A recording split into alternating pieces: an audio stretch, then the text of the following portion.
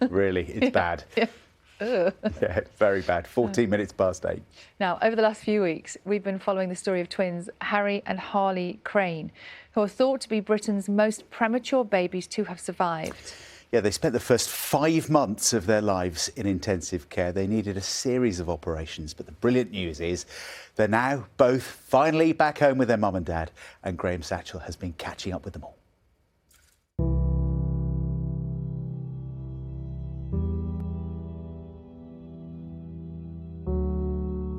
When baby Harley was born in October last year, she was just 15 centimetres long, half a ruler, and weighed 500 grams, or just over £1 in old money. Her twin brother Harry, born an hour later, weighed a fraction more, 520 grams. They were so tiny, they could fit in the palm of your hand.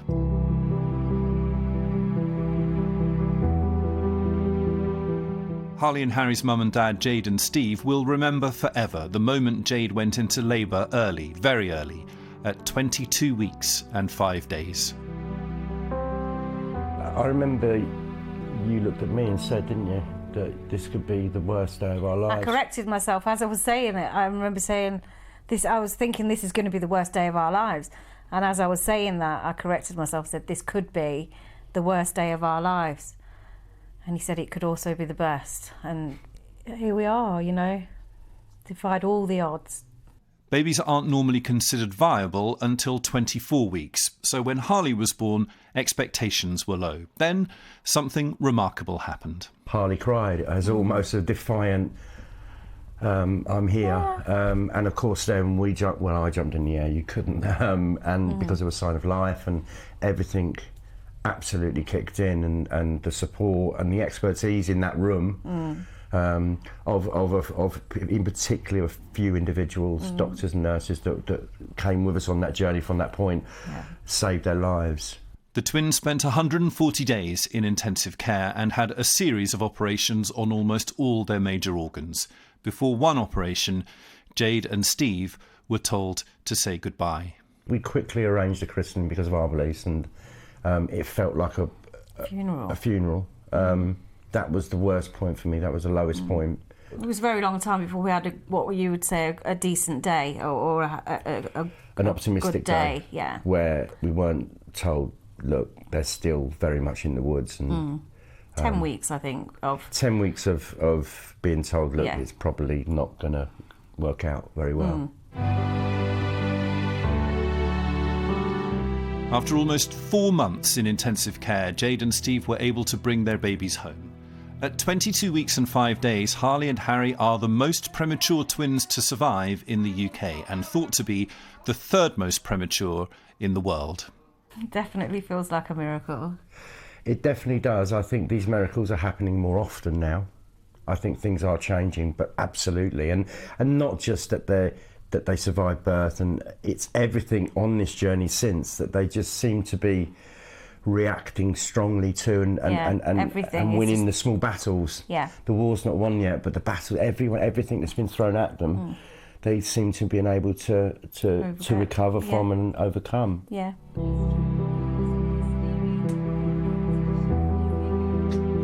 The twins have now been home for a month and are doing well.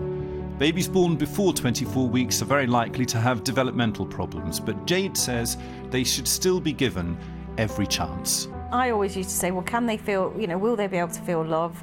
Are they, that's the main thing for me. And they can. And at the moment, they seem absolutely perfect. We could have problems along the way, but that's not to say that a baby that's born at 30 weeks or at full term, that they go on to have problems. We know that from being in the unit for so long, that babies at full term can have developmental problems. So people say, oh, but they could have health problems in the future. Well, so could you.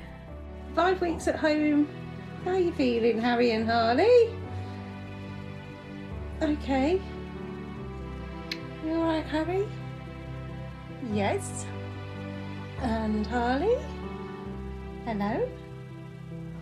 I can't wait to be able to communicate to them how proud of them I am. Anything is possible for them because of what they've done already. It's miraculous. It's not just us either.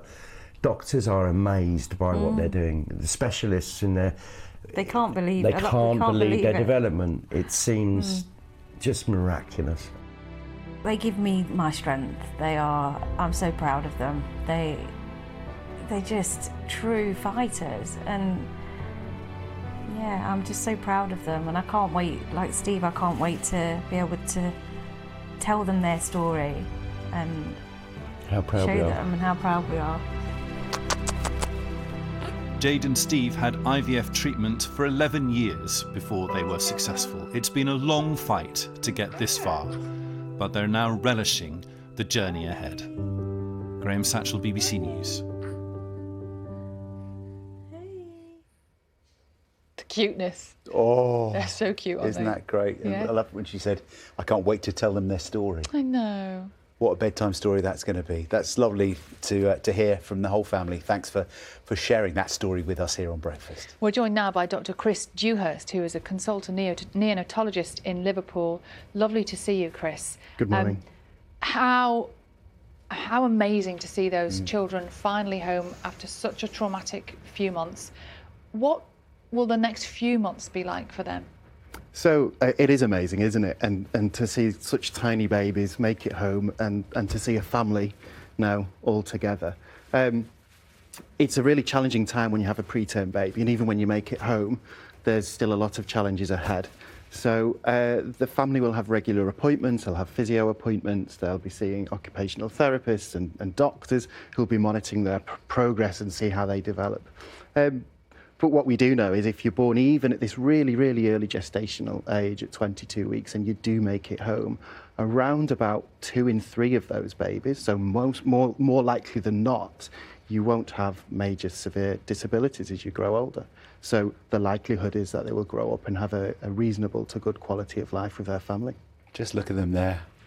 They are so cute, aren't they? I mean, just put this into some kind of context, because it's easy in this world to just deal with the here and now. But how has science, how has neonatal medicine changed over the last couple of decades? Because we wouldn't have had this situation then, would we? No, not at all. And it's only in the last sort of two to 3 years that we've really been intervening in babies so small. And that's because we've seen an improvement in the care that we can provide to these babies.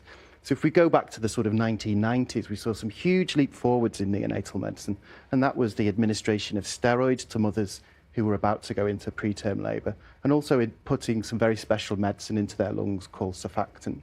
But in the last 5 or 10 years, what we've seen is some quite basic things, really. That's getting mothers who are about to have preterm babies delivering in the right place at the right time, so into the large centres.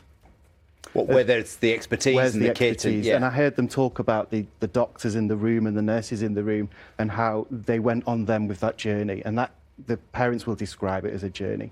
The other things we've seen are these relatively simple things, keeping babies warm. So when those little ones were born, they'll have probably been put into little plastic bags, like little saunas, to keep them warm. Yes, just like your sandwich bag or something like that, to keep them nice and warm. And also not cutting their cord straight away, so leaving them attached to their mother through the placenta and the cord for a couple of minutes. And we've seen that both of those things improve the likelihood of survival. Why are babies born early? It's a good question. Sometimes we know the reason. Sometimes we need to intervene if the mother's very sick, and we need to get, for want of a better term, get the babies out to help and save the mother. Other times, women will go into spontaneous labour, and we don't always understand why that is. It may be down to low-grade infection, but often we can't explain why babies are born so early. We do know in twins, like these two, Harley and Harry, that you're more likely to go into preterm labour as well. Interested by what you said about the bigger hospitals having the better facilities, the better care, the expertise.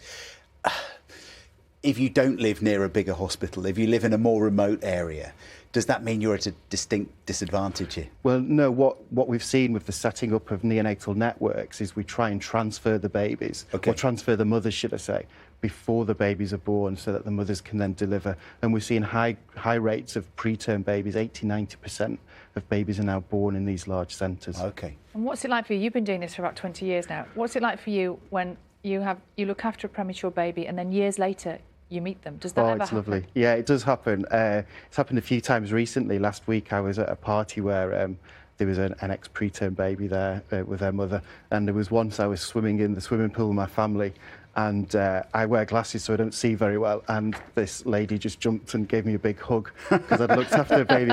Had to do explaining to my wife who was at the other end of the pool. But yeah, it's really lovely when you see these little ones grow up and how well they do, and see these families together. OK, that's brilliant. Makes it all worthwhile. Oh, absolutely, yeah. Chris, thanks so much. Lovely to meet you. Thanks you for your work and insight this morning. There we go. We have babies and dogs for you on